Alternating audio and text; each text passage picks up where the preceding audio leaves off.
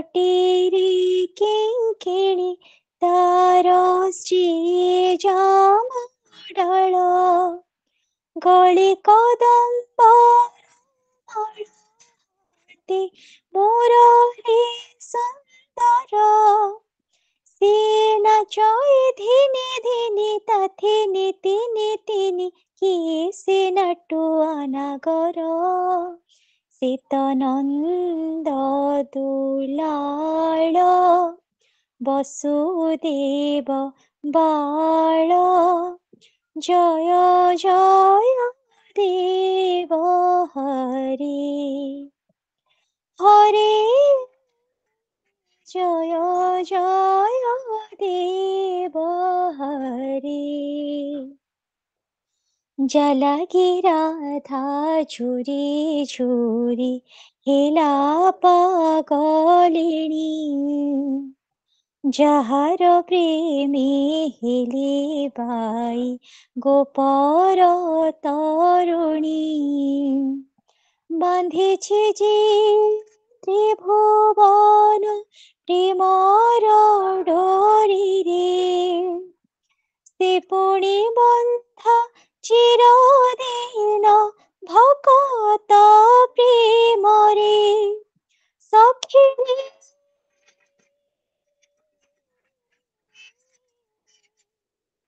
कह के निकल से जन्म सुनु सुनु मनटी हुए चंचल सीतनन्द दुलाल वसुदेव बाल जय जय देव हरे हरे जय जय देव हरे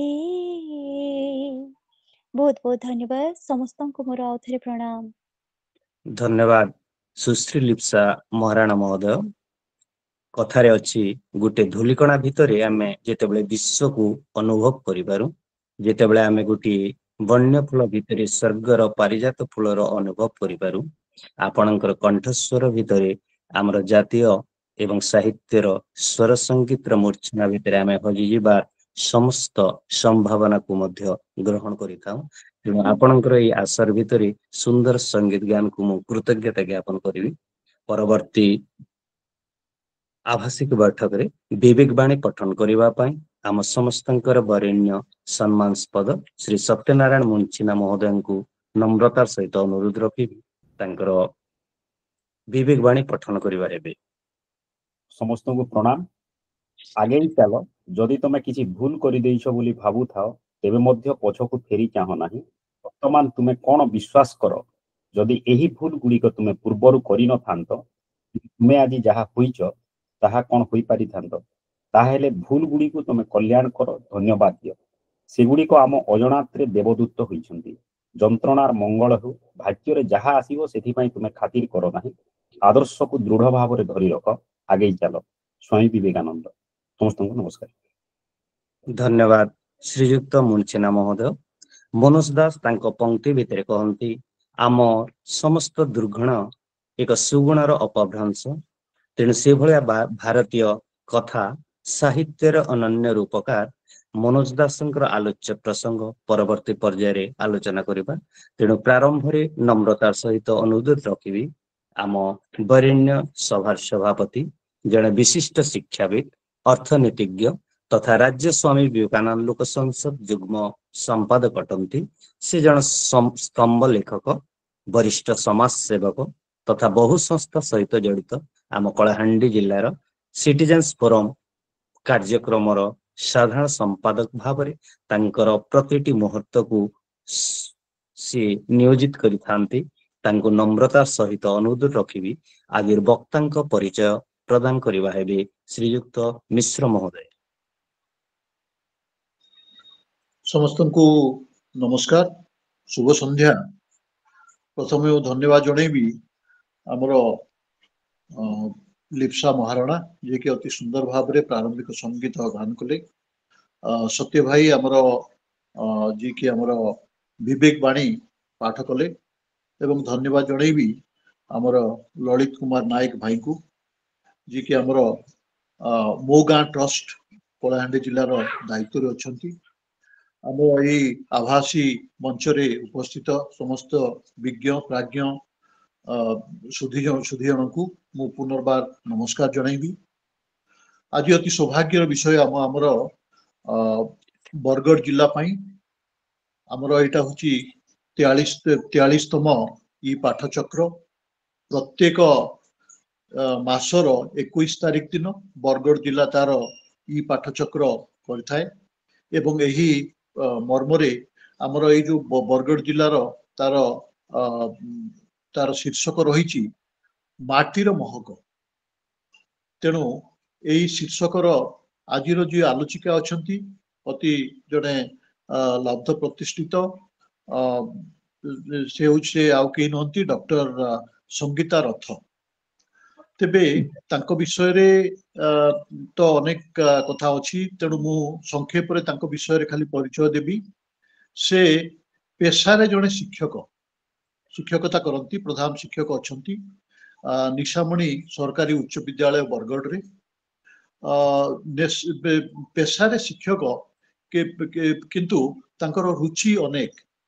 से जड़े समसामयिक पत्र पत्रिका रे शताधिक से कविता प्रबंध शिशु कविता इत्यादि प्रकाश करछंती।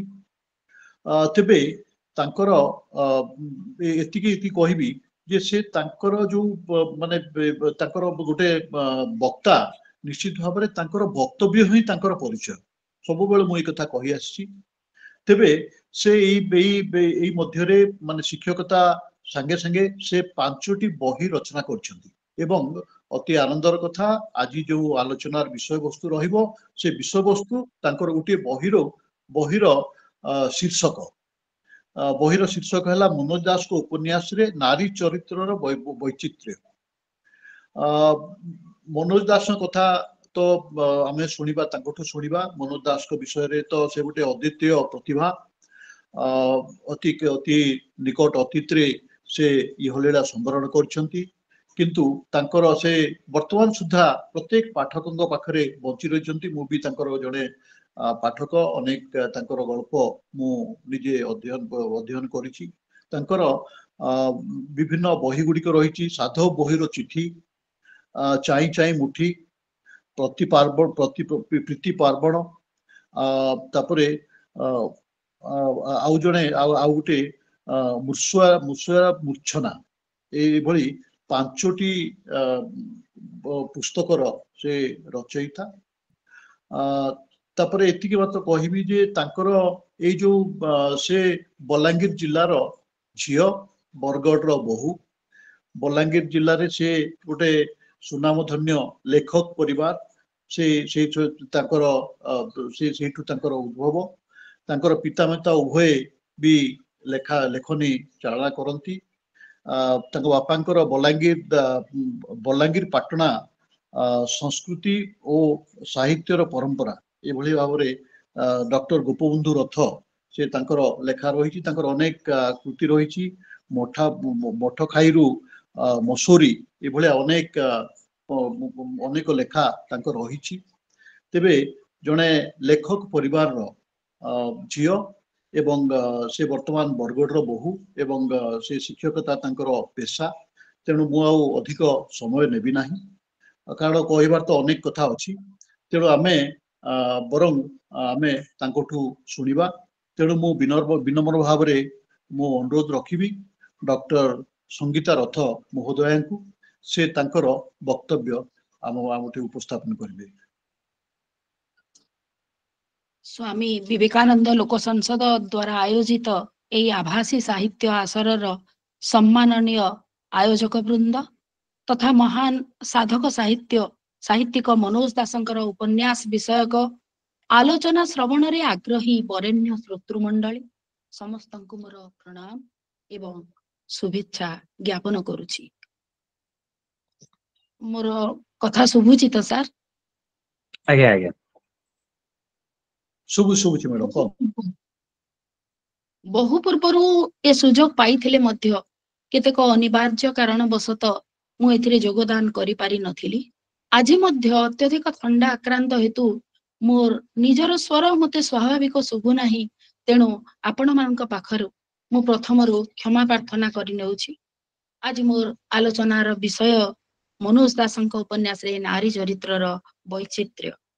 ମନୋଜ ଦାସଙ୍କର ସାହିତ୍ୟିକ ଜୀବନ ସମ୍ପର୍କରେ ଆଲୋଚନା କରିବା ପୂର୍ବରୁ ମନୋଜ ଦାସଙ୍କ ବିଷୟରେ ମୋର ନିଜସ୍ୱ ଅନୁଭବ ଏବଂ ଅନୁଭୂତିରୁ ଦୁଇ ପଦ କହିବାର ଲୋଭ ସମ୍ବରଣ ମୁଁ କରିପାରୁନାହିଁ। 1979 ମସିହାରେ ଯେତେବେଳେ ମୁଁ ଷଷ୍ଠ ଶ୍ରେଣୀର ଛାତ୍ରୀ ଥିଲି, ମୋର କାକାଙ୍କର ବିବାହ ଅବସରରେ ଆବୁ ପୁରୁଷ ଅନ୍ୟାନ୍ୟ କାହାଣୀ ବହିଟି ଉପହାର ସ୍ୱରୂପ ସେତେବେଳେ ମିଳିଥିଲା ଏବଂ ସେ ବହିଟି ମୁଁ ପଢି ଯାଇଥିଲି। ଗୋଟିଏ ଷଷ୍ଠ ଶ୍ରେଣୀର ଛାତ୍ରୀ ପକ୍ଷରେ ମନୋଜ ଦାସଙ୍କର ଆବୁ ପୁରୁଷ ବହି ବୁଝିବା ସ୍ୱାଭାବିକ ନଥିଲା, କିନ୍ତୁ ବହିଟି ମତେ ବହୁତ ଭଲ ଲାଗିଥିଲା। ମୁଁ ତାକୁ ବାରବାର ପଢିଥିଲି। ଏହିପରି ଭାବରେ କିଛି ବର୍ଷ ବିତି ଯାଇଥିଲା। ଏ ଭିତରେ ମନୋଜ ଦାସଙ୍କର ଅନେକ ବହି ମୁଁ ପଢି ସାରିଥିଲି ଏବଂ ସାହିତ୍ୟିକ ମନୋଜ ଦାସ ମୋର ପ୍ରିୟ ଲେଖକ ପାଲଟି ଯାଇଥିଲେ। 1987ରେ ମୋ ପାଇଁ ଏକ ଅପୂର୍ବ ସୁଯୋଗ ସୃଷ୍ଟି ହୋଇଥିଲା। ଯେତେବେଳେ ମୁଁ ରାଜେନ୍ଦ୍ର କଲେଜରେ +3 ର ଛାତ୍ରୀ ଥିଲି, ସେହି ସମୟରେ ମନୋଜ ଦାସ ବଲାଙ୍ଗୀରକୁ ଆସିଥିଲେ। ତାଙ୍କର ଭାଷଣ ଶୁଣିବାର ସୌଭାଗ୍ୟ ମତେ ମିଳିଥିଲା।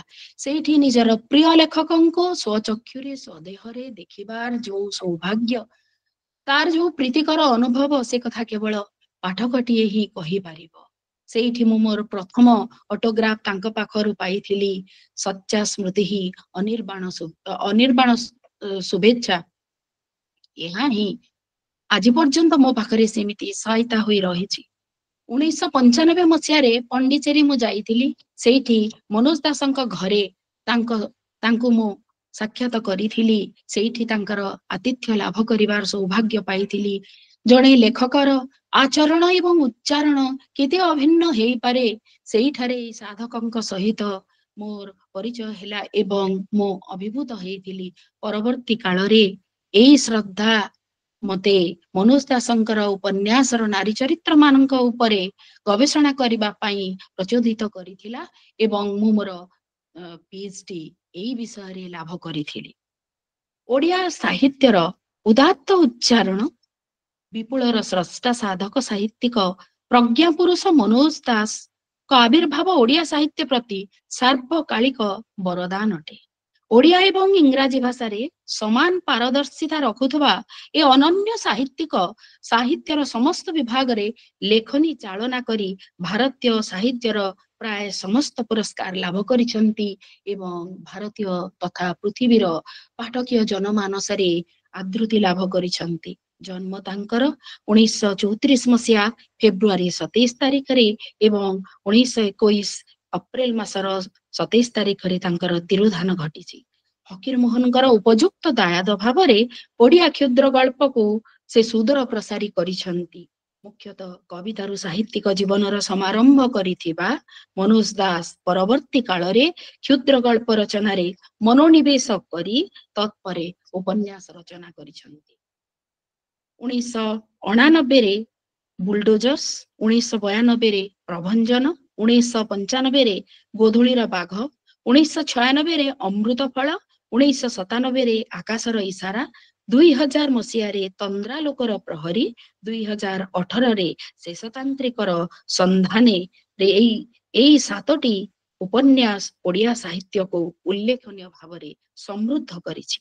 ମନୋଜ ଦାସ ଜଣେ ଏଭଳି ସ୍ରଷ୍ଟା ଯିଏ ପାଠକର ଚିତ୍ତ ବିନୋଦନ ପାଇଁ ଉପନ୍ୟାସ ଲେଖି ନାହାନ୍ତି, ମଣିଷ ଜୀବନର ଗଭୀରତମ ଅନୁଭୂତି ଅତ୍ୟନ୍ତ ପ୍ରଭାବଶାଳୀ ଭାବରେ ତାଙ୍କ ଉପନ୍ୟାସରେ ବର୍ଣ୍ଣିତ ହୋଇଥିବାର ଦେଖିବାକୁ ମିଳେ। ବିଶିଷ୍ଟ ସାମ୍ବାଦିକ MV କାମାତ ଥରେ ଦି ୱିକ୍ ପତ୍ରିକାରେ ଲେଖିଥିଲେ, ମନୋଜ ଦାସ ବୋଇଲେ କଣ? ଜଣେ ସମାଜ ସମୀକ୍ଷକ, ଜଣେ ମନୋବିଜ୍ଞାନୀ, ଅନ୍ୟର ହୃଦୟ ଚୋରାଇ ପଢି ନେଇ ପାରୁଥିବା ଜଣେ କୁଶଳୀ, ନା ଜଣେ ଗଳ୍ପ ଲେଖକ? ଏକ ଆରକୁ ବଳି ତାଙ୍କ ଗଳ୍ପ ସବୁ ପଢିଲେ ମୁଁ ଅନୁଭବ କରେ ଯେ ସେ ଏସବୁର ସମାହାର, ପୁଣି ଜଣେ ଅଦମ୍ୟ ଭାରତୀୟ।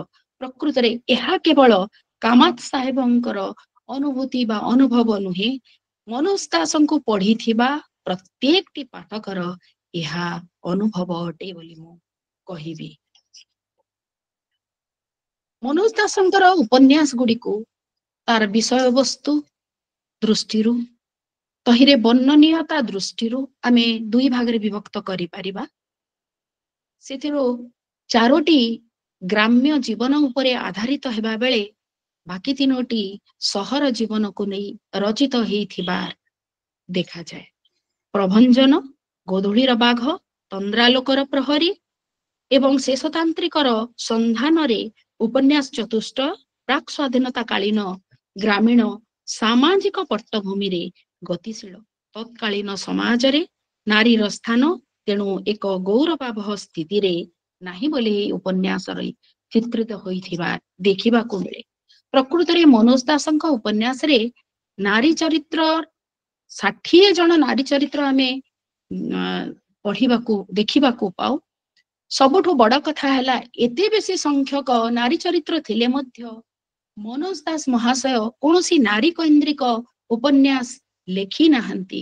ଏବଂ ଆଉ ଏକ ଉଲ୍ଲେଖନୀୟ ବିଷୟ ହେଲା ଏଇ 60 ଜଣ ନାରୀ ଚରିତ୍ରଙ୍କ ମଧ୍ୟରୁ ସମସ୍ତେ ପ୍ରାୟ ସକାରାତ୍ମକ ଚରିତ୍ର ଅଟନ୍ତି। ମାତ୍ର 3 ଜଣଙ୍କ ଠାରେ ଆମେ କିଛି ନକାରାତ୍ମକତା ଦେଖୁ। ଏହା ହିଁ ଜଣେ ସାହିତ୍ୟିକକୁ ସାଧକ ସାହିତ୍ୟିକ ଭାବରେ ପରିଚିତି ଦେଇଛି ବୋଲି ମୋର ମନେ ହୁଏ। ଏଇ ଯୋଉ 3ଟି ଗ୍ରାମ୍ୟ ଭିତ୍ତିକ ଉପନ୍ୟାସ ଏଥିରେ ନାରୀମାନେ କୁସଂସ୍କାର, ଅନ୍ଧବିଶ୍ୱାସ, ପାରମ୍ପରିକ ଶିକ୍ଷାର ଅଭାବ ସେମାନଙ୍କର ଜୀବନକୁ ନିରସ କରିଦେଲା ପରି ମନେ ହୁଏ। ସେମାନେ ଅହରହ ଯନ୍ତ୍ରଣାର ଯୂପକାଠରେ ବଳି ପଡ଼ିଛନ୍ତି। ଗୃହ ମଧ୍ୟରେ ନାରୀଟିଏ ପରିବାରର ଅନ୍ୟ ନାରୀ ସଦସ୍ୟା, ଶାଶୁ, ନଣନ୍ଦ ଇତ୍ୟାଦିଙ୍କର ଅତ୍ୟାଚାରରେ ଜର୍ଜରିତ ହେଇ ଉଠିଛି। ସ୍ୱାମୀ ଠାରୁ ମଧ୍ୟ ସହାନୁଭୂତି ଓ ସମବେଦନାର ବିନ୍ଦୁଟିଏ ତା ଭାଗ୍ୟରେ ଜୁଟି ନାହିଁ। ସମ୍ପୂର୍ଣ୍ଣ ଏକାକିନୀ ସେ ଆପଣାର ଦୁଃଖକୁ ହୃଦୟରେ ସାଇତି ରଖି କ୍ରମେ କ୍ରମେ ପାଲଟି ଯାଇଛି ବିଷାଦମୟୀ। ତେବେ ମନୋଜ ଦାସଙ୍କ ନାରୀ ଚରିତ୍ର ଗୁଡିକ ଅଭିଯୋଗ ବା ବିଦ୍ରୋହ କରିବାର ଦେଖାଯାଏ ନାହିଁ। ସବୁ ଅନ୍ୟାୟକୁ ମୁଣ୍ଡପାତି ସହ୍ୟ କରିବା ହିଁ ନାରୀର ଲକ୍ଷଣ ବୋଲି ସେମାନେ ଧରି ନେଇଛନ୍ତି। ଅଥବା ଅନ୍ୟାୟ ବା ନିର୍ଯାତନା ବୋଲି ଏକ ଭିନ୍ନ ଭାବଧାରାର ଉପସ୍ଥିତି ରହିପାରେ ବୋଲି ଅଧିକାଂଶ ଗ୍ରାମ୍ୟ ନାରୀ ସଚେତନ ନୁହନ୍ତି। ଡୁବେଇ ଦାରୋଗାର ତୃତୀୟ ପକ୍ଷର ସ୍ତ୍ରୀ, ବୁନି, କୁସୁମିତା ଇତ୍ୟାଦି ସମସ୍ତେ ଏକ ପ୍ରକାର ସାମାଜିକ ଅବହେଳା ଶିକାର ହେବା ପରି ମନେ ହୁଏ। ସାଇଲେନ୍ସ ଇଜ ଓମେନ୍ସ କ୍ରାଉନ୍, ସେଫୋକ୍ଲିସଙ୍କର ଏହି ମତ ମନୋଜ ଦାସଙ୍କର ଗ୍ରାମ୍ୟ ନାରୀ ଚରିତ୍ର ମାନଙ୍କ ପ୍ରତି ପ୍ରଯୁଜ୍ୟ। ବୁଲଡୋଜର୍ସ, ଆକାଶର ଇସାରା ଏବଂ ଅମୃତ ଫଳରେ ସହରୀ ଜୀବନର ଚିତ୍ରଣ ହୋଇଥିଲେ ମଧ୍ୟ ମାନବ ଜୀବନର ଅସହାୟତାର ଚିତ୍ର ହିଁ ବିବିଧ ଭଙ୍ଗୀରେ ଏଥିରେ ରୂପାୟିତ ହୋଇଥିବାର ଦେଖାଯାଏ। ଏହି ଉପନ୍ୟାସ ତ୍ରୟରେ ଚିତ୍ରିତ ନାରୀମାନେ ଉଚ୍ଚ ଶିକ୍ଷିତା ଏବଂ କିଛି ମାତ୍ରାରେ ସ୍ୱାଧୀନ ଚେତା। ବୁଲଡୋଜର୍ସର ଗୀତା, ଆକାଶର ଇସାରାର ରଞ୍ଜିତା ଦେବୀ ଏବଂ ସୁଶୀ, ଅମୃତ ଫଳର ମନୀଷା, ସ୍ମିତା ପ୍ରଭୃତିଙ୍କ ଠାରେ ଆତ୍ମସଚେତନତା ଏବଂ ଆତ୍ମପ୍ରତିଷ୍ଠା ପାଇଁ ପ୍ରୟାସ ଦେଖିବାକୁ ମିଳେ। ଅମୃତ ଫଳ ଏକ ଅଦ୍ଭୁତ ସୃଷ୍ଟି। ଅମୃତ ଫଳରେ ଲେଖକ 2ଟି ଯୁଗର ନାରୀମାନଙ୍କୁ ଯୁଗପତ୍ ଚିତ୍ରଣ କରିବାର ଦେଖାଯାଏ। ଅତି ପ୍ରାଚୀନ ଯୁଗର ରାଣୀ ପିଙ୍ଗଳା, ରାଣୀ ସିନ୍ଧୁମତୀ, ନର୍ତ୍ତକୀ ମାଳବିକା ଯୋଉମାନେ କି ଭର୍ତ୍ତୃହରିଙ୍କ ସହିତ ସଂଶ୍ଳିଷ୍ଟ, ଏମାନଙ୍କର ଚିତ୍ରଣ କରୁଥିବା ବେଳେ ଆଧୁନିକ ଯୁଗର କିଛି ନାରୀ ଏବଂ ନର ଚରିତ୍ରଙ୍କୁ ନେଇ ଏହି ଉପନ୍ୟାସର କଥାବସ୍ତୁ ଗତିଶୀଳ ହୋଇଥିବାର ଦେଖାଯାଏ। ଏଇ ପ୍ରାଚୀନ ନାରୀ ଚରିତ୍ର ମାନେ ଅଧିକ ଓଜସ୍ୱିନୀ ମନେ ହୁଅନ୍ତି। ଉଭୟ ରାଣୀଙ୍କର ଚାରିତ୍ରିକ ଦୃଢତା, ଆତ୍ମସମ୍ମାନ ବୋଧ ପାଠକ ହୃଦୟରେ ଏକ ସ୍ୱତନ୍ତ୍ର ସ୍ଥାନ ଅଧିକାର କରେ। ରାଜା ଓ ରାଜ୍ୟ ପ୍ରତି ତାର ଆନୁଗତ୍ୟ ନର୍ତ୍ତକୀ ମାଳବିକା ଚରିତ୍ରକୁ ଏକ ସମ୍ମାନଜନକ ସ୍ଥିତିରେ ଅଧିରୂଢ କରାଏ। ସାଧାରଣ ନର୍ତ୍ତକୀଟିଏ ଅମୃତ ଫଳ ଭଳି ଏକ ଅମୃତତ୍ୱକୁ ରାଷ୍ଟ୍ର ହିତରେ ରାଜାଙ୍କୁ ଅର୍ପଣ କରିପାରେ। କେତେ ମହାନ ତ୍ୟାଗ, କେତେ ଚମତ୍କାର ବିବେଚନା, ଜଣେ ଚେତନାର କେତେ ଉଚ୍ଚ ସ୍ତରକୁ ଉଠିଲେ, ଆସକ୍ତିରୁ କେତେ ମୁକ୍ତ ହେଲେ ଏପରି ଏକ ବିଲକ୍ଷଣ ନିଷ୍ପତ୍ତି ନେଇପାରେ। ଶେଷତାନ୍ତ୍ରିକରେ ଚିତ୍ରିତ ନାରୀମାନେ ବହୁବିଧ କାଳ, ଅନେକ ଶ୍ରେଣୀ, ଭିନ୍ନ ଭିନ୍ନ ସାମାଜିକ, ଅର୍ଥନୈତିକ ଓ ସାଂସ୍କୃତିକ ପରିବେଶରୁ ଆନିତ ହେଲେ ମଧ୍ୟ ସମସ୍ତ ନାରୀ ଚରିତ୍ର ମଧ୍ୟରେ କିଛି ସାଦୃଶ୍ୟ ଦୃଷ୍ଟିଗୋଚର ହୁଏ। ପ୍ରତ୍ୟେକଙ୍କ ମଧ୍ୟରେ ଆଦର୍ଶର ଫଲ୍ଗୁଟିଏ ପ୍ରବାହିତ ହେବା ପରି ମନେ ହୁଏ। ମନୋଜ ଦାସଙ୍କର ଉପନ୍ୟାସରେ ଚିତ୍ରିତ ଅଧିକାଂଶ ନାରୀ ଚରିତ୍ର ବ୍ୟାଧି କବଳିତା। हुए तो परिस्थितिर दाबी हेतु लेखक ताहा करिथाई पारंती। रंजिता देवींकर ब्रेन ट्यूमर, आकाशर इशारा, अमृत फलर सरोजिनींकर विषाद, मनीषार लिभर संक्रमण, सीतांक कैंसर, बुलडोजर्स रे चित्रित गीतार न्यूरोजेनिक शॉक, गोधुलील बाघर बालिकार केटाटोनिक स्टुपार रोग एवं प्रभंजन रे दुर्गावती एवं तांको शाशुंकर कुष्ठ रोग सचेतन पाठक को चिंतारे पकाई दिए। तंद्रालोकर प्रहरी उपन्यास एक चमत्कार उपन्यास, एक अनन्य उपन्यास। ओडिया साहित्य रे एभली उपन्यास विरल अटे। एथिरे चित्रित होइथिबा प्रत्येक नारी चरित्र शारीरिक दृष्टिरू सुस्थ हेले मध्य मानसिक दृष्टिरू असुस्थ अटंती। सुस्थ मनीष उपरे प्रेतर आरोप और तार अद्भुत उपचार वर्णन यह ओडिशार प्राक स्वाधीनता कालीन ग्राम्य समाजर एक अल्पालोचित दिग प्रति आलोकपात करे। चिकित्सक भूमिकार तीन पीढ़ीर ओझा चरित्र अवतारणा करा जाइथिले मध्य तीन पीढ़ीर नारीर सामाजिक अवस्था विशेष किछि परिवर्तन परिलक्षित हुए नाही। पेतग्रस्ता मानक प्रति समाजर दृष्टिभंगी तीन पुरुष धरी सेही समान प्रकार रहिछि। एथिरु स्पष्ट प्रतीत हेउछि जे प्राक स्वाधीनता कालीन सामाजिक अवस्था प्रगतिर गति बड़ मंथर। नारी माने ही प्रेतग्रस्ता काहीकि, नारी माने ही प्रेतग्रस्ता काहीकि, एहार चमत्कार उत्तरटीए प्रस्तुत करिसंती लेखक एहार चरित्र पुंडरीक माध्यमरे। तंद्रालोकर प्रहरी उपन्यास रे महिला माने अति भौतिक जगत प्रति अधिक उन्मुक्त।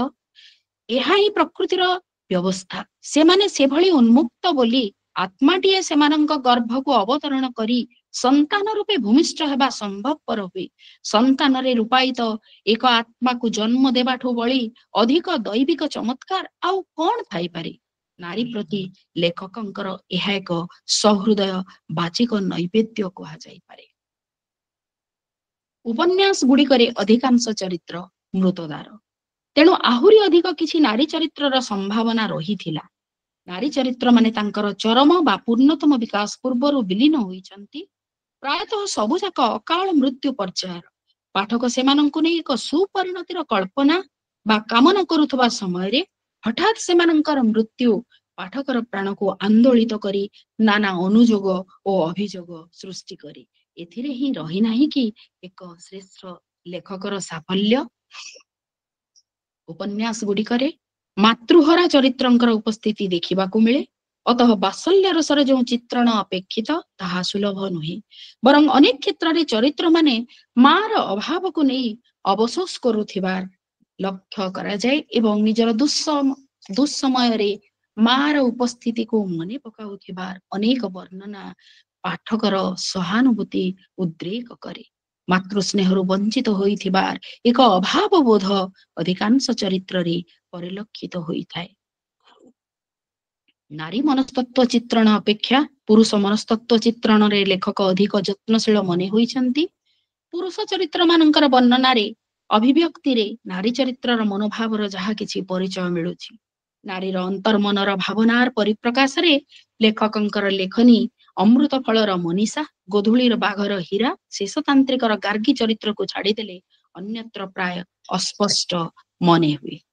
शिशु कन्या प्रति मनोज शिल्पी मानसरे कोमलतार अफुरंत स्मरण। शिशु कन्या तांक दृष्टि रे परी रूपरे प्रतिभात। शिशु कुमुदिनी, हीरा, बालिका ए समस्ते शैशवरे परी भली ही सुंदर थिले। परी सह तुलना करिबा पछरे सेमानंकु एक नान्दनिक सत्ता भावरे लेखक देखाइबाकू चाहुथिबा मने हुई। शेषतांत्रिकर संधानेर मुख्य चरित्र 6 वर्ष वयस्का हेमवतीर चरित्र चित्रण रे मनोज दासंकर शिशु प्रीति शिखर को स्पर्श करिछि। एहाकु से दिव्य जननींक अवतार तथा महातांत्रिक भावरे चित्रण करी ओडिया साहित्य को एक चमत्कार एवं अभिनव चरित्र प्रदान करिछंती। शिशु कन्या प्रसंग रे लेखकंक निजस्व उच्चारण शिशु जीवन प्रति मोर श्रद्धार कारण।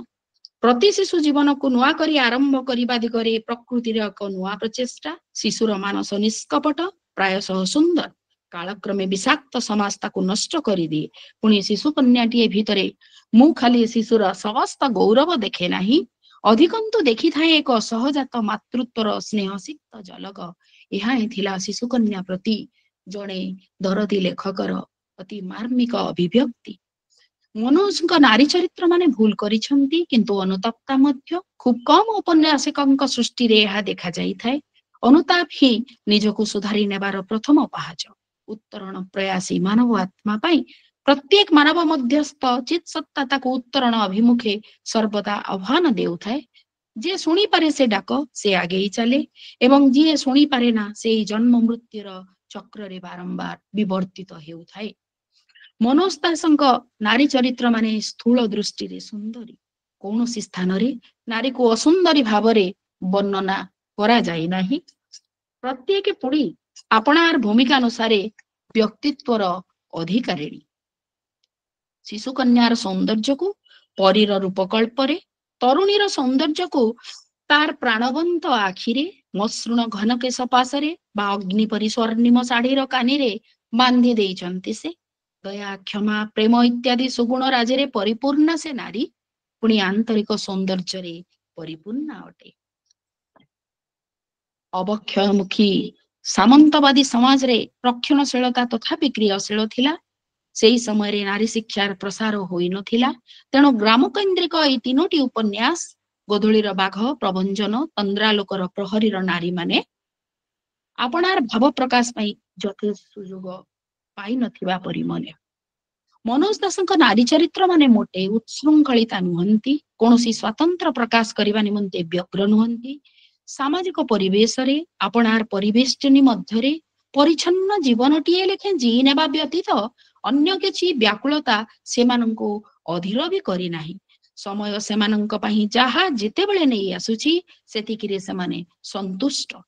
ଅବଶ୍ୟ ତନ୍ଦ୍ରାଲୋକର ପ୍ରହରୀ ପରି ସତୀ, ତନ୍ଦ୍ରାଲୋକର ପ୍ରହରୀର ସତୀ ଚରିତ୍ର ପରି କେବେ କେବେ ଦୁଃସାହସୀ ହେବାର ଭୂମିକାଟିଏ ତୁଲାଇଛନ୍ତି, କିନ୍ତୁ ତାପରେ ପୁଣି ସବୁ ଶାନ୍ତ ଓ ନିଥର। ଚରିତ୍ର ଭିତରେ ନିଜକୁ କିମ୍ବା ନିଜର ପାରିପାର୍ଶ୍ୱିକ ସମାଜକୁ ପାଇଲେ ହିଁ ପାଠକଟିଏ ଉପନ୍ୟାସ ନିହିତ ରସ ଆସ୍ୱାଦନ କରିପାରେ। ଚରିତ୍ର ଗୁଡ଼ିକର ଦୋଷଗୁଣ ପାଠକକୁ ଆପଣାର ଦୋଷଗୁଣ ପ୍ରତି ସଚେତନ କରେ, ବରଂ ତାକୁ ସୁଧାରି ନେବାକୁ ତତ୍ପର ହୁଏ। ଗୀତାର ସ୍ୱପ୍ନଭଙ୍ଗ ହେଲା କାହିଁକି? ବୁଲଡୋଜର୍ସର ଚରିତ୍ର ଗୀତା। ଅମୃତ ଫଳର ମନୀଷାକୁ ଏଭଳି ଦୁଃଖମୟ ପରିସ୍ଥିତି ମଧ୍ୟକୁ ଠେଲି ଦେଇ ନଥିଲେ କଣ ଚଳି ନଥାନ୍ତା? ତନ୍ଦ୍ରାଲୋକର ପ୍ରହରୀର କୁମୁଦିନୀ ଆପଣାର ପ୍ରେମର ସଫଳତା ନିମନ୍ତେ ବିଦ୍ରୋହ କାହିଁକି କଲା ନାହିଁ? ରସବୋଧକୁ ଅବ୍ୟାହତ ରଖି ମନୋଜଙ୍କ ନାରୀ ଚରିତ୍ର ମାନେ ପାଠକ ପ୍ରାଣକୁ ଏପରି ଆଲୋଡ଼ିତ ଓ ପ୍ରଶ୍ନମୟ କରିଥାନ୍ତି। ଗୀତାର ନ୍ୟୁରୋଜେନିକ ସକ୍, ମନୀଷାର ଅଧୋଗତି, କୁମୁଦିନୀ, ରଞ୍ଜିତା ଦେବୀ ଓ ସୁଶୋଭନାର ଅକାଳ ମୃତ୍ୟୁ, କୁସୁମିତାର ମାନସିକ ବିକାର, ଏଗୁଡିକ କେବଳ କାହାଣୀ ନୁହେଁ, ବରଂ ଯେଉଁ ସାମାଜିକ ବିଧି ବ୍ୟବସ୍ଥା ଦ୍ୱାରା ନାରୀକୁ ଏସବୁ ସହ୍ୟ କରିବାକୁ ହୋଇଛି ତାହା ବିରୁଦ୍ଧରେ ଏହା ଔପନ୍ୟାସିକର ସୁସମ୍ବଦ୍ଧ ପ୍ରତୀକାତ୍ମକ ପ୍ରତିବାଦ। ଏହି ନୀରବ ପ୍ରତିବାଦ ଗୁଡିକ ଅତ୍ୟନ୍ତ ସୂକ୍ଷ୍ମ ଭାବରେ ପାଠକର ଚେତନାକୁ ଛୁଇଁ ଛାଇଁ ଯାଏ। ପ୍ରାୟ 100 ଖଣ୍ଡ ପୁସ୍ତକର ସ୍ରଷ୍ଟା, ମାନବତାର ମହାମାନ୍ତ୍ରିକ ମନୋଜ ଦାସଙ୍କର ସାହିତ୍ୟ କୃତି ବିଷୟରେ ଆଲୋଚନା ସରିବ ନାହିଁ। ନିତ୍ୟ ନୂତନ ଦୃଷ୍ଟିକୋଣ ସୃଷ୍ଟି ହେଉଥିବ। ଡକ୍ଟର ଦେବୀ ପ୍ରସନ୍ନ ପଟ୍ଟନାୟକଙ୍କ ମତ ଉଦ୍ଧାର କରି ଆଲୋଚନାକୁ ମୁଁ ଏଇଠି ରଖିବି। ଦେବୀ ପ୍ରସନ୍ନ ପଟ୍ଟନାୟକଙ୍କର ସେଇ ସୁନ୍ଦର ଅଭିବ୍ୟକ୍ତିଟି ମୁଁ ଏଇଠି ଉଦ୍ଧାର କରୁଛି। ସ୍ରଷ୍ଟାଙ୍କର ଚାରଣଭୂମି ସୁବିସ୍ତୃତ, କଥନ ଶୈଳୀ, ଭାବବସ୍ତୁ, ଉପସ୍ଥାପନା ଏବଂ ପ୍ରତ୍ୟେକ କ୍ଷେତ୍ରରେ ତାଙ୍କର ସ୍ୱାତନ୍ତ୍ର୍ୟ ସୁବିଦିତ। କେତେବେଳେ ତାଙ୍କ କଣ୍ଠରେ ବ୍ୟାସ, କାଳିଦାସ ତ ଅନ୍ୟ କେତେବେଳେ ଲୋକଗୀତ, ଚାରଣ ଗୀତର ମୂର୍ଚ୍ଛନା। ମୋପାସା ଓ ହେନେରୀ କାନ୍ଧରେ କାନ୍ଧ ମିଳାଇ ଚାଲିଛନ୍ତି ସୋମଦେବ ବିଷ୍ଣୁ ଶର୍ମାଙ୍କ ସହ ସ୍ରଷ୍ଟାଙ୍କ ଚେତନାରେ। ଏ ମିଶ୍ର କାକଳି ଭିତରେ ମନୋଜ ଧ୍ୟାନସ୍ଥ ସନ୍ନ୍ୟାସୀ, ବିଦୁର ପରି ସେ ବଖାଣି ଚାଲିଛନ୍ତି ଜୀବନ ଯୁଦ୍ଧର ଚଳମାନ ଚିତ୍ର। ଆଜି ମତେ ଏଭଳି ଏକ ସୁନ୍ଦର ସୁଯୋଗ ପ୍ରଦାନ କରିଥିବାରୁ ସମସ୍ତ ଆୟୋଜକଙ୍କ ନିକଟରେ ମୁଁ ମୋର ହୃଦୟର କୃତଜ୍ଞତା ଜ୍ଞାପନ କରୁଛି ଏବଂ ମତେ ଧୈର୍ଯ୍ୟ ଧରି ଏତେ ସମୟ ପର୍ଯ୍ୟନ୍ତ ଶୁଣିଥିବାରୁ ଆପଣମାନଙ୍କୁ ସମସ୍ତଙ୍କୁ ମୁଁ ପୁଣି ଥରେ प्रणाम करी मोर आलोचना को एठी समाप्त करूची। धन्यवाद। मैडम समय थिला उठी कहि थांते 7:30 15 मिनिट अछि मैडम आउरी 15 मिनिट ଆମର ଆଉ 10 ମିନିଟ 10-15 ମିନିଟ ଆପଣ କହିପାରିବେ? हां सर ओए आ टे भल लागुतला आपण कहंतु मैडम आउ कोन कहिबी सर मु प्राय सब चुंबक रे जहा कहिबार कथा कहिदेली आउ जदि आपण माने किछि पचारिबे मोर तो एते बेसी आउ ज्ञान नाही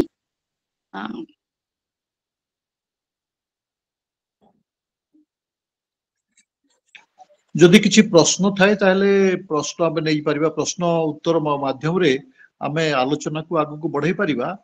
ତେବେ ମୁଁ ଆମର ସୁତୁ ମଣ୍ଡଳୀକୁ ଅନୁରୋଧ ରଖିବି ଯଦି କିଛି ନିର୍ଦ୍ଦିଷ୍ଟ ପ୍ରଶ୍ନ ଥାଏ ତାହେଲେ ଆମେ ସେ ପ୍ରଶ୍ନ ନେଇ ଆମେ ଆଲୋଚନାକୁ ଆଗକୁ ବଢେଇବା।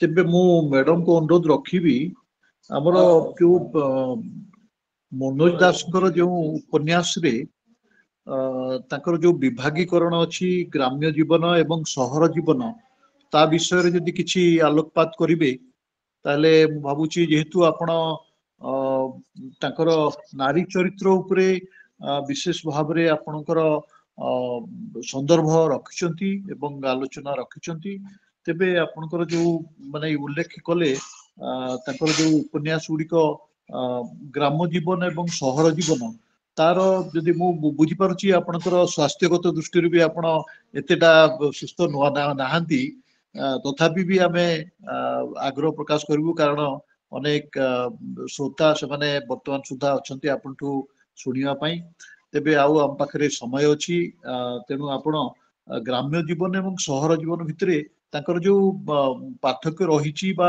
ଯେମିତି ତାଙ୍କର ଉପନ୍ୟାସରେ ସେ ବିଷୟରେ ଟିକେ ଆଲୋକପାତ କରିବି। ସାର୍ ପ୍ରଥମରୁ ତ ମୁଁ କହିଥିଲି ତାଙ୍କର 7ଟି ଯାକ ଉପନ୍ୟାସ ଏଗୁଡିକ ପରବର୍ତ୍ତୀ କାଳର ରଚନା। ପ୍ରଥମରୁ ସେ କବିତା ରଚନାରେ ମନୋନିବେଶ କରିଥିଲେ। 10ମ ଶ୍ରେଣୀ ପଢିବା ସମୟରେ ତାଙ୍କର ପ୍ରଥମ ଲେଖା ତାଙ୍କର ବହି ପ୍ରକାଶିତ ହେଇଥିଲା ଯାହାକି ଏକ ଚମତ୍କାର ବିଷୟ ଥିଲା ଶତାବ୍ଦୀର ଆର୍ତ୍ତନାଦ ଯାହାକି ଓଡିଶାରେ ଚହଳ ସୃଷ୍ଟି କରିଥିଲା। ପରବର୍ତ୍ତୀ କାଳରେ ସେ ଚିନ୍ତା କଲେ ଏବଂ ସେ କହିଛନ୍ତି ମଧ୍ୟ ଯେ କବିତା ମୁଁ ଏଇଥିପାଇଁ ରଚନା କରୁନାହିଁ ଏବଂ ମୁଁ ଏଇଥିପାଇଁ ଗଳ୍ପକୁ ପ୍ରବେଶ କଲି ଗଳ୍ପ ରଚନାରେ ମନୋନିବେଶ କଲି ଯେ ତାହା ଦ୍ୱାରା ମୁଁ ମୋର ମନର ଭାବକୁ ଅତି ପ୍ରାଞ୍ଜଳ ଭାବରେ ଗଳ୍ପ ମାଧ୍ୟମରେ ପ୍ରକାଶ କରିବି ଏବଂ ତାପରେ ଯାଇକିରି ସେ ଶେଷ ବେଳକୁ ସେ ପରବର୍ତ୍ତୀ କାଳରେ ଉପନ୍ୟାସ ଗୁଡିକ ରଚନା କରିଛନ୍ତି। ତେଣୁ ତାଙ୍କର ରଚନାର ଏଥିରେ ଆମେ ପ୍ରୌଢତା ଦେଖିବାକୁ ପାଇବା। ତାଙ୍କର ଯୋଉ 7ଟି ଯାକ ଉପନ୍ୟାସ ତାହା ତ ବିଭିନ୍ନ ସମୟରେ ରଚିତ ହେଇଛି। ସେଥିରୁ ପ୍ରବଞ୍ଜନ ଉପନ୍ୟାସଟି ଗୋଧୂଳିର ବାଘ ତନ୍ଦ୍ରାଲୋକର ପ୍ରହରୀ ଏବଂ ଶେଷରେ ଲେଖାଯାଇଥିବା 2018 ମସିହାରେ ଲେଖାଯାଇଥିବା ଶେଷତାନ୍ତ୍ରିକର ସନ୍ଧାନରେ ଏଇ ଉପନ୍ୟାସ 4ଟିରେ ଏଇଠି ଗ୍ରାମୀଣ ଜୀବନର ତାର ଚରିତ୍ର ଗୁଡିକ ତାର ଯୋଉ ଘଟଣା ବଳି ସେଗୁଡିକ ଗ୍ରାମ୍ୟ ଜୀବନ ଉପରେ ଆଧାରିତ ହୋଇଥିବାର ମୁଁ ଯେତେବେଳେ ପୁଙ୍ଖାନୁପୁଙ୍ଖ ଭାବରେ ସେଗୁଡିକ ପଠନ କଲି ଗୋଟେ ଗବେଷିକାର ଦୃଷ୍ଟି ନେଇ ସେତେବେଳେ ମତେ ସେଇଭଳି ଅନୁଭବ ହେଲା। ଜଣେ ଯଦି ଖାଲି ଏମିତି ସାଧା ହିସାବରେ ପଢିଗଲେ ସେଗୁଡିକ ଜଣା ପଡେ ନାହିଁ କିନ୍ତୁ ମୁଁ ବାର ବାର ସେଗୁଡିକ ପଢିବା ପରେ ମୋ ମନ ଭିତରେ ଗୋଟେ ସ୍ପଷ୍ଟ ସୀମାରେଖା ସୃଷ୍ଟି ହେଲା ଯେ ଏଥିରୁ 3ଟି ଉପନ୍ୟାସ ସହର କୈନ୍ଦ୍ରିକ ସହରର ଜୀବନ ଧାରାକୁ ନେଇ ରଚିତ ହୋଇଥିବା ବେଳେ ବାକି 4ଟି ଉପନ୍ୟାସରେ ଆମେ ଗ୍ରାମ୍ୟ ଜୀବନର ଚିତ୍ର ଦେଖିବାକୁ ପାଇବା। ଶେଷତାନ୍ତ୍ରିକର ସନ୍ଧାନରେ ଏହା ତାଙ୍କର ଶେଷତମ ଉପନ୍ୟାସ ଏବଂ ଏଇ ଉପନ୍ୟାସଟି ଯେତେବେଳେ ପ୍ରକାଶିତ ହେଲା ଆପଣ ମାନଙ୍କର ମନେ ଥିବ ସେ ଉପନ୍ୟାସଟି ମନୋଜ ଦାସ ଲେଖୁଛନ୍ତି ଶୁଣିବା ଦିନଠାରୁ ସେ ଉପନ୍ୟାସ ପାଇବା ପାଇଁ ପାଠକ ମାନଙ୍କର ଗୋଟେ ପ୍ରକାର ପ୍ରତିଯୋଗିତା ଆରମ୍ଭ ହେଇଯାଇଥିଲା। ଉପନ୍ୟାସ ପ୍ରକାଶିତ ହେବା ପୂର୍ବରୁ ହୁଏତ ତାହା ବିକ୍ରି ହେବାର ତାମାନେ ସବୁ ସୁଯୋଗ ସୃଷ୍ଟି ହୋଇ ସାରିଥିଲା ଏବଂ ସେଇ ଉପନ୍ୟାସଟିରେ ଏଇ 6ଟି ଯାକ ଉପନ୍ୟାସର ସାରମର୍ମ ଦେଖିବାକୁ ମିଳେ। तार भाषा तार जहाँ सब वर्णनीय विषय वस्तु 6टा जाक उपन्यास रो सार कथा गुड़िक नहीं मते लगिला जेमिति ए शेष उपन्यासटी लेखा जाइछि। तेणु ए ग्राम्य अंचल जो पुणी सब गुड़ाक प्राक स्वाधीनता कालीन अनेक समय कहा जाए से समय राजन्य वर्ग जो मानकर राज्य चली जाइछि बा चली जिबा उपरे सेही अवस्था रे अनेक अनेक उपन्यास रे अनेक कहानी रे आमे राजन्य वर्ग को सम्भ्रांत वर्ग को अत्याचारी भाव रे देखिबा को पाओ किंतु मनोज दासंकर उपन्यास गुडी करे एई सम्भ्रांत वर्गीय जमीदार वर्ग बा राज्य चली जाइथिबा राजा माने जने साधारण मनीष भाव रे देखा देइछंती जहा कि पाठक प्राण रे सेमानंक प्रति कोनोसी प्रकार नेगेटिव बा नकारात्मक चिंताधारा सृष्टि करे नाही बरं सेमानंक प्रति एक संवेदना सृष्टि करे। तेणु प्राक स्वाधीनता कालीन जो समाजर चित्रण तांकर ए उपन्यास गुडी करे देखा जाइछि लेखा जाइछि से गुडी करे नारी मानंकर माने नारी शिक्षार प्रसार घटी नाही नारी माने सेही अंधविश्वास एवं कुसंस्कार भितरे रहिछंती। प्रकृति रे तंद्रालोकर प्रहरी उपन्यासटी पढ़िबा परे मोर गोटे अद्भुत भावांतर सृष्टि हेतिला। तापरे जेतेबेले मु रास्ता रे कोनोसी भी पागली को देखे मोर हृदय हाहाकार करी उठे। आपण माने जदि सुजोग पांती बा केही पढ़ी मध्य थिबे तंद्रालोकर प्रहरी उपन्यास रे कुसुमिता बोली एक चरित्र अछि जे कि ताको एक तरफा प्रेम करूथिबा जने जमीदार जने सम्भ्रांत वंशीय युवक द्वारा गुणी गारेडी द्वारा बसीभूत हेकरी से भली पागली बनी जाइछि। तेणु मु जेतेबेले भी कोनोसी रास्ता रे जेतेबेले कोनोसी भी पागली को देखे मते काहे कि ता भितरे कुसुमिताटी दिसी जाए। तो एही परि भाबरे जने लेखक पाठक को प्रभावित करिबा चमत्कार सामर्थ्य रहिछि बोली मोर मने हुए। तो आपणकर प्रश्नर उत्तर किछि मात्रा रे देबा पई धन्यवाद डॉक्टर संगीता मैडम। वर्तमान आम विषय वस्तु को प्रश्न आकार रे हो आलोच्य विषय रे हो आलोच्य प्रसंग को उपस्थापन करने पाई अनुरोध रखिबी माननीय देवदूत कर महोदय विशिष्ट प्राबंधिक एवं गाल्पिक तांकर मतामत रखिबा हेबी। माननीय श्रीयुक्त देवदूत कर महोदय।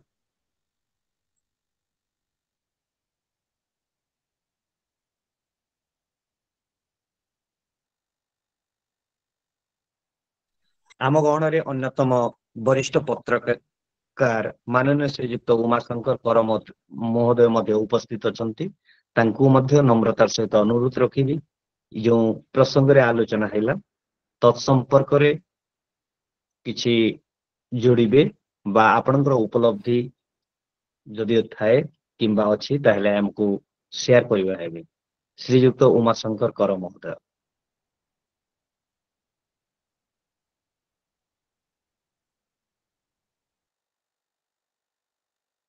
भाईना आपण अनम्यूट करंतु आपण म्यूट रे अछंती। Mute sir.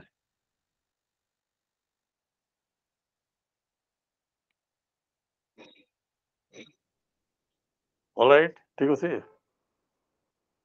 हां भाईना ठीक अछि कोंतु। हां कोंतु। स्वास्थ्य खराब थिबा सत्वे आलोचिका जो प्रकार सुंदर भावरे मनोज दासंकर उपन्यास एवं गल्प मानकरे नारी चरित्र विषय जो धारणा देले से धन्यवाद।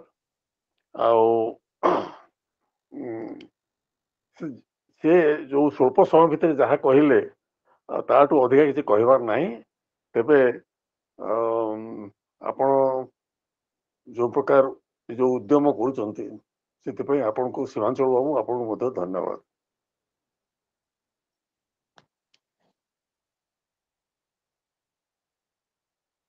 धन्यवाद श्रीयुक्त कर महोदय। अन्यतम विशिष्ट प्राबंधिक एवं गाल्पिक श्रीयुक्त देवदूत कर महोदय अछंती। तांको मध्य आमे अनुरोध रखिबा आपनकर मतामत प्रदान करिबा हेबे। ମୁଁ ଦେବହୂତି କର ନମସ୍କାର। ଦେବହୂତି କର ଯାହା ହଉ ବହୁତ ଭଲ ଲାଗିଲା।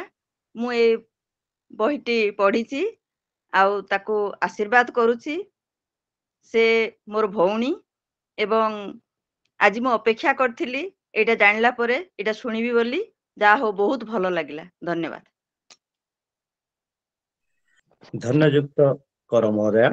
ବର୍ତ୍ତମାନ ପୁଣି ଆମେ ସଭାପତି ଆଜି ଅଧ୍ୟ ସଭାର ସଭାପତି ପ୍ରବାସୀ ଆମର ଆଲୋଚନା ଚକ୍ରର ବରେଣ୍ୟ ଶ୍ରୀଯୁକ୍ତ ମିଶ୍ର ମହୋଦୟଙ୍କ ପାଖକୁ ସିଏ ସଂକ୍ଷିପ୍ତ ଟିପ୍ପଣୀ ଆଲୋଚ୍ୟ ବିଷୟରେ ଉପସ୍ଥାପନ କରିବା ହେବେ। ସାର୍ ଜଣେ ପ୍ରଶ୍ନ କରୁଛନ୍ତି, ମତେ ଆଉ ଗୋଟେ ମିନିଟ ସମୟ। ଆଜ୍ଞା ସାର୍ ଆଜ୍ଞା। ଜଣେ ଶ୍ରୋତା ପ୍ରଶ୍ନ କରିଛନ୍ତି ଯେ ତାଙ୍କର ଅରବିନ୍ଦଙ୍କର ଅତିମାନସ ଶକ୍ତି ତାଙ୍କର ସେ ବିଷୟରେ ମନୋଜ ଦାସଙ୍କର କୌଣସି ଉପନ୍ୟାସରେ ତାର ପ୍ରଭାବ ଅଛି କି? ହଁ ଆଜ୍ଞା, ମନୋଜ ଦାସଙ୍କର ଉପରେ ଯେଉଁ 2 ଜଣ ନାରୀଙ୍କର ପ୍ରଭାବ ସର୍ବାଧିକ, ଗୋଟିଏ ହଉଛି ତାଙ୍କର ମାତା ଯାହାଙ୍କର ସ୍ୱଳ୍ପ ଶିକ୍ଷିତା ହେଲେ ମଧ୍ୟ ଯାହାଙ୍କ କୋଳରେ ବସି ସେ ଜନ୍ମରୁ ସାହିତ୍ୟ ଆଲୋଚନା ସାହିତ୍ୟ ବିଷୟରେ ସେ ଚିହ୍ନିଥିଲେ, ଜାଣିଥିଲେ ଏବଂ ପରବର୍ତ୍ତୀ କାଳରେ ପଣ୍ଡିଚେରୀରେ ଯେତେବେଳେ ସେ ଦୁଃଖର କାରଣ ନିରାକରଣ ପାଇଁ ପହଞ୍ଚିଛନ୍ତି, ସେଇଠି ଯେତେବେଳେ ସେ ଦିବ୍ୟ ଜନନୀ ଶ୍ରୀମାଙ୍କର ଦର୍ଶନ କରିଛନ୍ତି, ସେଇ ସମୟରେ ତାହା ତାଙ୍କ ପାଇଁ ଏକ ଅକଳ୍ପନୀୟ ଅନୁଭବ ଥିଲା ବୋଲି ସେ ବହୁବାର ପ୍ରକାଶ କରିଥିବାର ଆମେ ପଢିବାକୁ ପାଉ ଏବଂ ତାଙ୍କର ଅନେକ ବକ୍ତବ୍ୟରେ ମଧ୍ୟ ଏହା ପ୍ରତିଭାତ ହୁଏ। ତାଙ୍କର ପ୍ରତ୍ୟେକଟି ରଚନାରେ ଶ୍ରୀ ଅରବିନ୍ଦଙ୍କର ଚେତନା ପ୍ରତ୍ୟକ୍ଷ ଏବଂ ପରୋକ୍ଷ ଭାବରେ ଦେଖିବାକୁ ମିଳେ। ମୁଁ କହିଛି ଯେ ତାଙ୍କର ନାରୀ ଚରିତ୍ର ମାନେ ସମସ୍ତେ ଉତ୍ତରଣ ଅଭିମୁଖୀ, କେହି ବି ଉଚ୍ଛୃଙ୍ଖଳିତା ନୁହନ୍ତି, ସମସ୍ତେ ଗୋଟେ ଉତ୍ତରଣ ଆଭିମୁଖ୍ୟ ସମସ୍ତଙ୍କ ଠାରେ ଦେଖିବାକୁ ମିଳେ।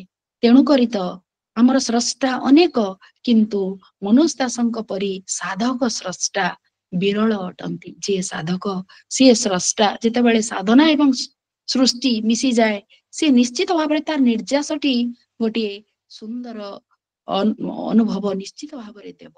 ତେଣୁ ଶ୍ରୀ ଅରବିନ୍ଦଙ୍କର ଆଦର୍ଶ ମନୋଜ ଦାସଙ୍କର ପ୍ରତ୍ୟେକ ରଚନାର ଛତ୍ରେ ଛତ୍ରେ ପ୍ରତିବିମ୍ବିତ ହୋଇଥିବାର ଆମେ ଦେଖିବାକୁ ପାଉ।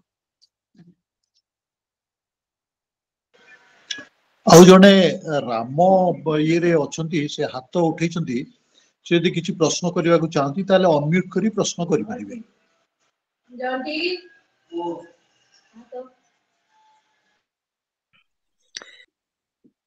ଜଣେ କିଏ ହ୍ୟାଣ୍ଡ ରାଇଜ କରିଛନ୍ତି? ସାର୍ ମିଶ୍ର ସାର୍, ଆମ ଗଣରେ ମାନନୀୟ ଶ୍ରୀଯୁକ୍ତ ସୁଶାନ୍ତ କୁମାର ଲେଙ୍କା ମହୋଦୟ ଓଡ଼ିଆ ଅଧ୍ୟାପକ ଅଛନ୍ତି।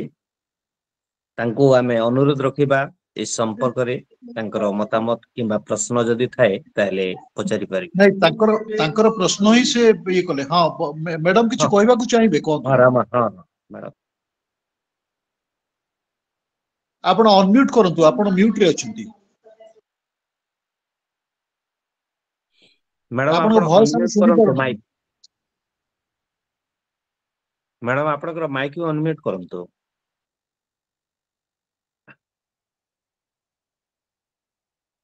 ନାଇଁ, ଆପଣଙ୍କ ମ୍ୟାଡାମ ଭଏସ ଆପଣଙ୍କର ଶୁଭୁନି ମାଇକ୍ ମ୍ୟାଡାମ। ଆପଣ ଅନମ୍ୟୁଟ କରନ୍ତୁ। ମୋବାଇଲରେ ଗୋଟେ ଇଏ ଥିବ, ଗୋଟେ ଅନମ୍ୟୁଟ କରନ୍ତୁ ତାକୁ। ନାଇଁ ଶୁଭୁନି କିଛି ମ୍ୟାଡାମ, ଆପଣଙ୍କର ଭଏସ କିଛି ଶୁଭୁନି। ଆପଣ ଅନମ୍ୟୁଟ କରନ୍ତୁ, ଆପଣ ମ୍ୟୁଟ ରେ ଅଛନ୍ତି। ଆପଣ ମୋବାଇଲରେ ଗୋଟେ ଥିବ, ଦେଖନ୍ତୁ ଗୋଟେ ମାଇକ ର ଚିତ୍ର ଥିବ, ତାକୁ ଟଚ କରନ୍ତୁ, ସେଇଟା ଆପଣ ଅନମ୍ୟୁଟ ହେଇଯିବେ। ଶୁଭୁନି ମ୍ୟାଡାମ, ଆପଣଙ୍କର ଭଏସ ଶୁଭୁନି।